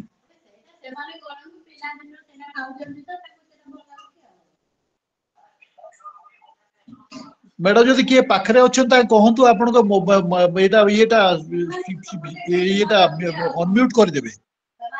ଆପଣଙ୍କ ଭଏସ ଆମେ ଶୁଣି ପାରୁନାହିଁ। ଗୋଟେ ମାଇକ୍ ଚିହ୍ନ ଅଛି, ସେଇଥିରେ ମାରି ଦିଅନ୍ତୁ। ମାଇକ୍ ଚିହ୍ନ ଥିବ, ସେଇଠି ମାରନ୍ତୁ।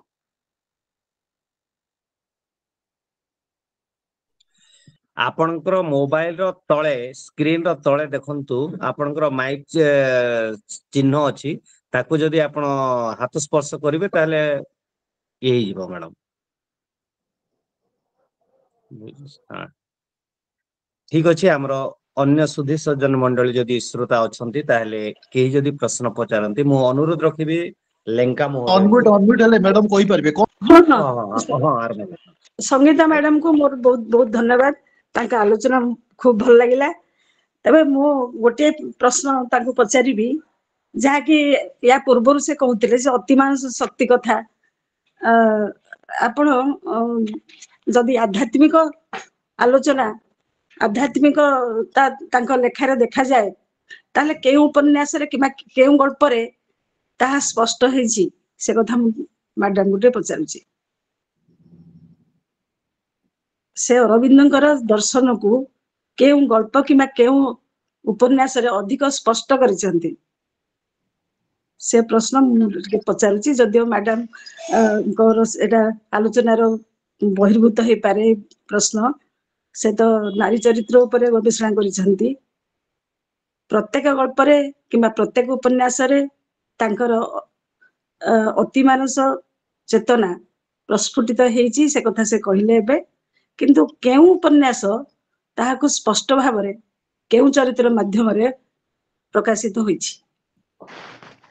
देखନ୍ତୁ ତାଙ୍କର ମୁଁ ଯାହା କିଛି ସମୟ ପୂର୍ବରୁ କହିଲି ଯେ ତାଙ୍କର ପ୍ରତ୍ୟେକଟି ଉପନ୍ୟାସ ପ୍ରତ୍ୟେକଟି ଗଳ୍ପରେ ଏହା ଆପଣ କୌଣସି ନା କୌଣସି ଠାରେ ପାଇପାରିବେ। ଯେମିତି ତାଙ୍କର ପ୍ରତ୍ୟେକ ଉପନ୍ୟାସର ଚରିତ୍ର ମାନେ ଉତ୍ତରଣ ପ୍ରୟାସୀ ଅଟନ୍ତି। ଆପଣ ଆକାଶର ଇଶାରାର ପଦ୍ମାନନ୍ଦ ସ୍ୱାମୀ ପଦ୍ମାନନ୍ଦ, ରଞ୍ଜିତା ଦେବୀ, ସୁଶୀ ଏଇ ତିନୋଟି ଚରିତ୍ରରେ ଆପଣ ତାଙ୍କର ଉତ୍ତରଣର ପ୍ରୟାସ ଆପଣ ଦେଖିପାରିବେ। ସେଇପରି ଅମୃତ ଫଳରେ ଆପଣ ସିନ୍ଧୁମତୀ, ଭର୍ତ୍ତୃହରି, ମାଳବିକା, ଅମରନାଥ, ବଳଦେବ, ମନୀଷା, ତାପରେ ଚନ୍ଦ୍ରାଲୋକର ପ୍ରହରୀରେ ଓଝା, ପୁଣ୍ଡରିକ, କୁମୁଦିନୀ, ରୁବି, ବୁଲଡୋଜର୍ସରେ ରବି, ଗୀତା, ପ୍ରଭଞ୍ଜନରେ ସନ୍ଦୀପ। ମୁଁ ତ କହିବି ପ୍ରଭଞ୍ଜନର ସନ୍ଦୀପ ଚରିତ୍ରରେ ମନୋଜ ଦାସଙ୍କର ନିଜସ୍ୱ ଚରିତ୍ରର କିଛି ଛାପ ଦେଖିବାକୁ ମିଳେ। ତାହା ସେ ନିଜେ ମଧ୍ୟ ପ୍ରକାଶ କରିଛନ୍ତି। ଯେତେବେଳେ ତାଙ୍କୁ ଏଭଳି ଜଣେ ଶ୍ରୋତା ପ୍ରଶ୍ନ କରିଥିଲେ ଆପଣଙ୍କ ଚରିତ୍ର ମାନଙ୍କ ଭିତରେ ଆପଣଙ୍କ ବର୍ଣ୍ଣିତ ଚରିତ୍ର ମାନଙ୍କ ଭିତରେ ଆପଣଙ୍କର ନିଜର ସାଦୃଶ୍ୟ କାହା ସହିତ ଅଛି ବୋଲି ଯଦି ଆପଣଙ୍କୁ ପ୍ରଶ୍ନ କରାଯାଏ ଆପଣଙ୍କର ଉତ୍ତର କଣ ହେବ? ସେତେବେଳେ ସେ ପ୍ରଭଞ୍ଜନର ସନ୍ଦୀପ ଚରିତ୍ରର ସେ ନାମ ନେଇଥିବା ମୁଁ ପଢିଛି। ତାପରେ ଶେଷତନ୍ତ୍ରିକ ସନ୍ଧାନର ପ୍ରାୟ ସମସ୍ତ ଚରିତ୍ରରେ ଆମେ ଏଇ ଉତ୍ତରଣ ପ୍ରୟାସ ସାଧାରଣରୁ ଅସାଧାରଣକୁ ଉଠିବା ଗୋଟିଏ ଆକାଂକ୍ଷା ଆମେ ଦେଖିବାକୁ ପାଇବା। ତେଣୁ ସେଇ ଦୃଷ୍ଟିକୋଣ ନେଇକିରି ଯଦି ଆପଣ ପଢିବେ ତାହେଲେ ନିଶ୍ଚିତ ଭାବରେ ଆପଣ ତାହା ଅନୁଭବ କରିପାରିବେ। ଏଠି ଆଉ ଗୋଟେ କଥା ମନେ ପଡୁଛି ମାନେ ଏତେ ବିଶାଳ ସାହିତ୍ୟ ତାଙ୍କର ସବୁ ସୀମିତ ସମୟ ଭିତରେ ତାକୁ ସୀମିତ କରିବା ସାମର୍ଥ୍ୟ ମୋର ନାହିଁ। ଏଇଠି ମନୋଜ ଦାସଙ୍କର ଉପନ୍ୟାସର ନାରୀ ଚରିତ୍ର ମାନଙ୍କ ବିଷୟରେ ଆଲୋଚନା କରିବା ସମୟରେ ମନୀଷା ବୋଲି ଗୋଟିଏ ଚରିତ୍ର ଅଛି ଅମୃତ ଫଳରେ। ସିଏ ତା ବାପାଙ୍କୁ ଯୋଉ ଚିଠିଟା ଲେଖିଛି, ସିଏ ଡ୍ରଗ୍ସ କବଳିତା ହେଇଛି ଆମେରିକାରେ ଏବଂ ସିଏ ତାର ବାପାଙ୍କୁ ଗୋଟେ ଚିଠି ଲେଖିଛି ଯେ ସେ ତାର ଡ୍ରଗ୍ସ ଦ୍ଵାରା କବଳିତ ହେଇ ସାରିବା ପରେ ସେ ଯୋଉ ଚିଠିଟା ଲେଖିଛି ଆପଣ ଯଦି ସେ ଚିଠି ପଢିବେ ତାହେଲେ ନିଶ୍ଚିତ ଭାବରେ ବାହାରେ ନିଜର ସନ୍ତାନ ମାନଙ୍କୁ ଛାଡିଥିବା ପ୍ରତ୍ୟେକ ପିତାମାତାଙ୍କର ହୃଦୟ କମ୍ପିତ ହେଇଯିବ ଯେ ମୋ ଛୁଆଟି କେମିତି ଥିବ, କେଉଁ ଅବସ୍ଥାରେ ଥିବ, ଆତଙ୍କିତ ଲାଗିଯାଏ ଆପଣ ଯଦି ସେଇ ଚିଠିଟି ପଢିବେ। ସେଇଭଳି ଆଉ ଗୋଟିଏ ଚିଠି ମୁଁ ସେଇଟା ଆମର ଥେସିସରେ ମଧ୍ୟ ଉଲ୍ଲେଖ କରିଛି। ଆମେ ଅମାବାସ୍ୟା ଚନ୍ଦ୍ରର ମନୀଷାର ଗୋଟେ ଚିଠି ଆମେ ପାଇଥିଲେ ପଢିଛୁ। ସେ ଇଏ ଆଉ ଗୋଟିଏ ମନୀଷାର ଚିଠି। ତେଣୁ ମନୋଜ ଦାସଙ୍କ ଉପନ୍ୟାସରେ ଏହିପରି ସୁନ୍ଦର ସୁନ୍ଦର ଜିନିଷ ସବୁ ଅଛି। ଆପଣ ଯଦି ସେଗୁଡିକ ପଢିବେ ତାହେଲେ ନିଶ୍ଚିତ ଭାବରେ ଆପଣ ମଧ୍ୟ ତା ଦ୍ଵାରା ପ୍ରଭାବିତ ହେବେ। ଧନ୍ୟବାଦ। ଧନ୍ୟବାଦ ମ୍ୟାଡାମ। ଆପଣଙ୍କ ବକ୍ତବ୍ୟ ଆମକୁ ଉତ୍ସାହିତ କରିଛି ଆଉ ଥରେ ମନୋଜ ଦାସଙ୍କୁ ପରିକ୍ରମା କରିବା ପାଇଁ। ଆପଣଙ୍କୁ ବହୁତ ବହୁତ ଧନ୍ୟବାଦ।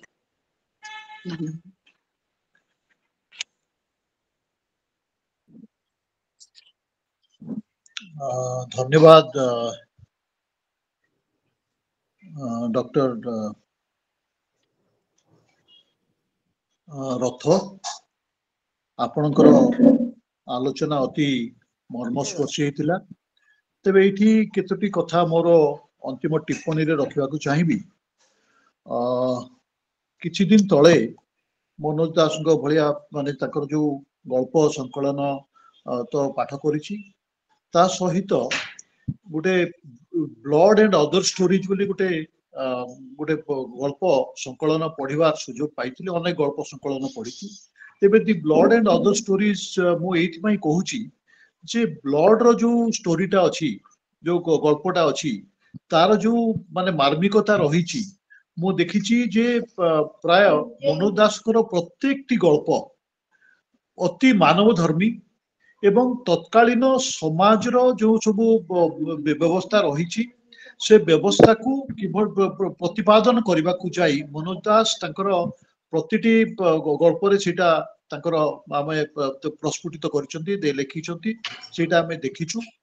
ଏବଂ ମୋର ଯେତେବେଳେ ମାନେ ଇଏ କରିକିରି ଆମେ ଯେତେବେଳେ ଆପଣ ଯେମିତି କହିଲେ ଯେ ମନୋଜ ଦାସଙ୍କ ଲେଖାଟା ଏତେ ସରଳ ନୁହେଁ, ସେ ସମସ୍ତଙ୍କ ସାଧାରଣ ପାଠକ ପାଇଁ ନୁହଁ। କାରଣ ମୁଁ ନିଜେ ଯେତେବେଳେ ମନୋଜ ଦାସଙ୍କର ଗଳ୍ପ ସଂକଳନ ଅଧ୍ୟୟନ କରିଛି ଏବଂ ସେଇ ସମୟରେ ମୁଁ ତାକୁ ଅତି ଗୁରୁତର ଭାବରେ ମୁଁ ତାକୁ ଇଏ କରିଛି ଏବଂ ତାକୁ ଯଦି ଆମେ ଗୋଟେ ପ୍ଲିଜେଣ୍ଟ ରିଡିଂ ବାବଦରେ ପଢିବା ତେବେ ଆମେ ହୁଏତ ସେଇଟା ଆମେ ବୁଝିପାରିବା ନାହିଁ।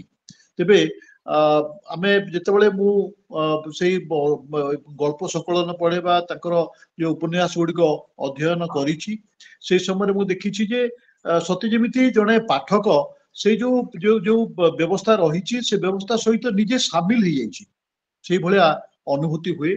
ତେବେ ସେ ଯାହା ହଉ ଆପଣଙ୍କର ଯୋଉ ଆଲୋଚନା ରହିଲା, ଆପଣଙ୍କ ଆଲୋଚନାରେ ଆପଣ ଯୋଉ ତାଙ୍କର ଯୋଉ ନାରୀ ଚରିତ୍ରର କଥା 60 ଜଣ ନାରୀ ଚରିତ୍ରଙ୍କ ବିଷୟରେ ଆପଣ ଯୋଉ ଅଧ୍ୟୟନ କରିଛନ୍ତି ଅତି ଚମତ୍କାର ଏବଂ ସେଥିରେ ଆପଣ ପରିଷ୍କାର ଭାବରେ ଜାଣିଛନ୍ତି ଯେ ସେ ତା ଭିତରୁ କେବଳ ଅତି ନଗଣ୍ୟ ଅତି କମ 3 ଜଣ କେବଳ ନକାରାତ୍ମକ ଚରିତ୍ର ସେ ଚିତ୍ରଣ କରିଛନ୍ତି। ସେ ଯାହା ହଉ ମାନେ ଗୋଟେ ନାରୀର ସଠିକ ଭାବରେ ସେ ଚରିତ୍ର ଚିତ୍ରଣ କରିପାରିଛନ୍ତି ଏବଂ ସୁନ୍ଦର ଭାବରେ ଚରିତ୍ର ଚିତ୍ରଣ କରିପାରିଛନ୍ତି। ସେଥିପାଇଁ ତାଙ୍କୁ ତ ଆମେ ଧନ୍ୟବାଦ ଦେବା ନାହିଁ, କାରଣ ସେ ତ ଯୁଗ ପୁରୁଷ। ତେବେ ତାଙ୍କର ନିଶ୍ଚିତ ଭାବରେ ଆମେ ତ ଅନେକ ଆଲୋଚନା କରିଛୁ ଆମର ମନୋଜ ଦାସଙ୍କ ଉପରେ। ମୁଁ ମୋର ଜାଣିବାରେ ଆମର ଏଇ ବିଗତ 4 ବର୍ଷ ଭିତରେ ଆମେ ବୋଧେ 10-15ଟି ଆଲୋଚନା କରିଛୁ। କାରଣ ବାଲେଶ୍ୱର ଜିଲ୍ଲାର ସାଧାରଣତଃ ଯେହେତୁ ବାଲେଶ୍ୱର ଜିଲ୍ଲାରୁ ସେ ଜନ୍ମିତ, ତେଣୁ ସେଇଠୁ ସେ ତାଙ୍କର ପ୍ରାୟ 8-10ଟି ତାଙ୍କର ବକ୍ତବ୍ୟ ଆମେ ଶୁଣିଛୁ ସେଇ ତାଙ୍କର ପ୍ଲାଟଫର୍ମରୁ।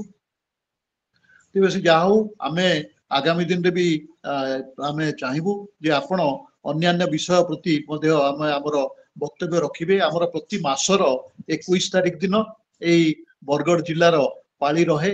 ଆମର 30ଟି ଜିଲ୍ଲା ଏବଂ ଗୋଟେ ମାସ 30 ଦିନ, ତେଣୁ ପ୍ରତ୍ୟେକ ଦିନ କିଛି ନା କିଛି କୌଣସି ଜିଲ୍ଲାର ଆମର ବକ୍ତବ୍ୟ ରହେ। ତେଣୁ ଆପଣଙ୍କୁ ଅନୁରୋଧ ରହିବ ଯେ ଆପଣ ଯଦି ସମୟ ମିଳେ ତାହେଲେ ନିଶ୍ଚିତ ଭାବରେ ଏଇ ଯୋଉ ଲିଙ୍କ, ଗୋଟିଏ ମାତ୍ର ଲିଙ୍କ, ଏଇ ଲିଙ୍କରେ ଆପଣ ଜଏନ କରିପାରିବେ। ଏବଂ ମୋର ଅନୁରୋଧ ରହିବ ଯେ ଆପଣ ଏଇ ଯୋଉ ସ୍ୱାମୀ ବିବେକାନନ୍ଦ ଲୋକ ସଂସଦ ଯୋଉ ଅଛି ଆମର ଏଇଟା ଗୋଟେ ରାଜ୍ୟସ୍ତରୀୟ ଆମର ଗୋଟେ ସଂଗଠନ। ଆଉ ବିବେକାନନ୍ଦଙ୍କର ବାଣୀକୁ ଆମେ କିଭଳି ଭାବରେ ଲୋକଲୋଚନକୁ ଆଣିବୁ ଏବଂ ଆମର ତାଙ୍କର ଯୋଉ ବାଣୀର ମହତ୍ଵ ରହିଛି ସେଟା କେମିତି ଲୋକ ଉପଲବ୍ଧି କରିବେ ତାକୁ ନେଇ ଆମେ ଚେଷ୍ଟିତ। ତେଣୁ ଆଉ ମୋର ବିଶେଷ ଆଉ ଅଧିକା ଆଉ ଆଗକୁ ବଢୁନି, କାରଣ ଆମର ଏଇ ଯୋଉ କାର୍ଯ୍ୟକ୍ରମଟି 7ରୁ 8 ପର୍ଯ୍ୟନ୍ତ ଆମର ଆଉ ଅନ୍ୟାନ୍ୟ କାର୍ଯ୍ୟକ୍ରମ ନାହିଁ। ମୁଁ ବର୍ତ୍ତମାନ ଫେରିଯିବି ଆମର ଉଦ୍ଘୋଷ ପାଖକୁ। ସମସ୍ତଙ୍କୁ ପୁନର୍ବାର ନମସ୍କାର। ପ୍ରଣାମ ମିଶ୍ର ମହୋଦୟ, ସୁନ୍ଦର ଭାବରେ ଆପଣଙ୍କର ସଂକ୍ଷିପ୍ତ ଟିପ୍ପଣୀ ପ୍ରଦାନ କଲେ। ଅନୁରୋଧ ବର୍ତ୍ତମାନ ରଖିବି ଧନ୍ୟବାଦ ଅର୍ପଣ ପର୍ବ ସହିତ ଶାନ୍ତି ପାଠ କରିବା ପାଇଁ ସମ୍ପାଦକ ପଶ୍ଚିମ ସମ୍ଭାଗ ମାନନୀୟ ଶ୍ରୀଯୁକ୍ତ ଚନ୍ଦ୍ରଶେଖର ଚନ୍ଦ୍ରକାର ମହୋଦୟଙ୍କୁ ଆପଣ ଧନ୍ୟବାଦ ଅର୍ପଣ କରିବା ସହ ଶାନ୍ତି ପାଠ ଗାନ କରିବା ହେବେ। ଶ୍ରୀଯୁକ୍ତ ଚନ୍ଦ୍ରକାର ମହୋଦୟ।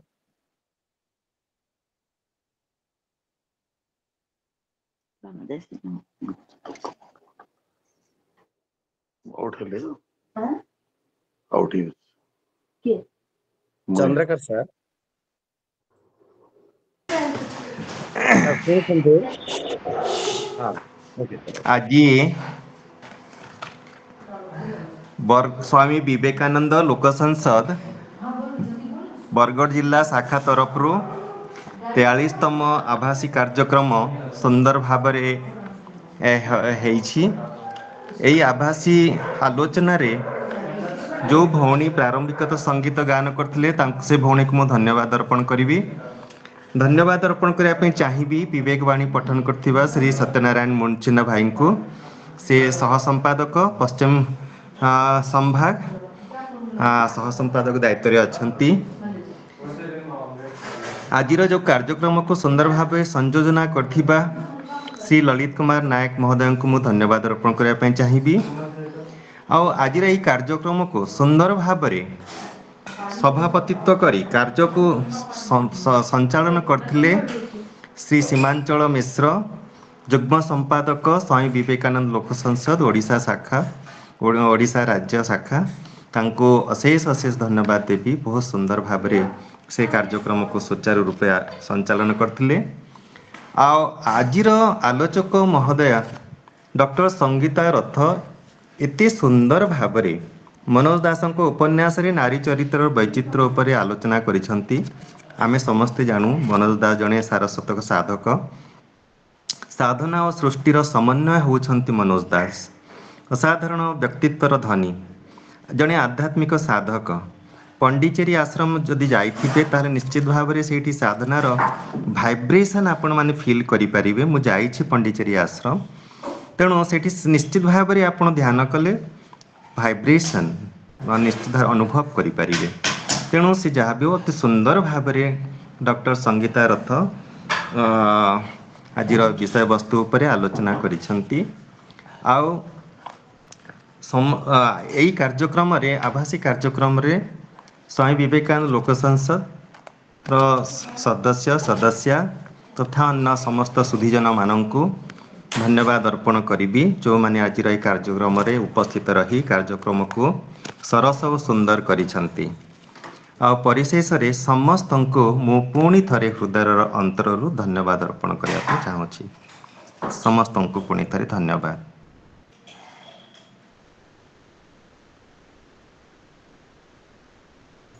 ଶାନ୍ତିପାଠ ଆପଣଙ୍କୁ କରନ୍ତୁ। ମଧ୍ୟ ଆପଣଙ୍କୁ ମଧ୍ୟ ଓମ୍ ଅନେକ ସର୍ବେ ଅନେକ ଭବନ୍ତୁ ସୁଖିନଃ, ସର୍ବେ ସନ୍ତୁ ନିରାମୟା, ସର୍ବେ ଭଦ୍ରାଣି ପଶ୍ୟନ୍ତୁ, ମା କଶ୍ଚିତ୍ ଦୁଃଖଭାଗ୍ ଭବେତ୍। ଓମ୍ ଶାନ୍ତିଃ ଶାନ୍ତିଃ ଶାନ୍ତିଃ। ସଭାପତି ମହୋଦୟ, ବର୍ତ୍ତମାନ ଆପଣଙ୍କର ଶେଷ ବାଣୀ ସହ ସଭା ସାଙ୍ଗ କରିବାର ନିର୍ଦ୍ଦେଶ ଜ୍ଞାପନ କରିବେ। ବର୍ତ୍ତମାନ ଆମେ ଶେଷ ପାହାଚରେ ପହଞ୍ଚି ଯାଇଛୁ। ତେଣୁ ଆଜି ପାଇଁ ଏହି ସଭାକୁ ଏଥିରେ ଆମେ ସାଙ୍ଗ ଘୋଷଣା କରୁଛୁ ଏବଂ ପରବର୍ତ୍ତୀ ଆମର ଆଗାମୀ ମାସ 21 ତାରିଖରେ ପୁଣି ଆଉଥରେ ଆମେ ସମବେତ ହେବା ଏବଂ ବରଗଡ଼ ଜିଲ୍ଲା ପାଇଁ ଆମର କାର୍ଯ୍ୟକ୍ରମ ଆମେ ଆଗରେ ରଖିବା। ତେଣୁ ମୋର ଏଠି ଅନୁରୋଧ ରଖିବି ଯେ ଆମେ କିଛି ସମୟ ରହିବା ଆମର ସାଂଗଠନିକ ଆଲୋଚନା ପାଇଁ। ଆଉ ମୁଁ ଅନୁରୋଧ ରଖିବି ସତ୍ୟନାରାୟଣ ଭାଇଙ୍କୁ ରେକର୍ଡିଂଟା ବନ୍ଦ କରିଦେବେ।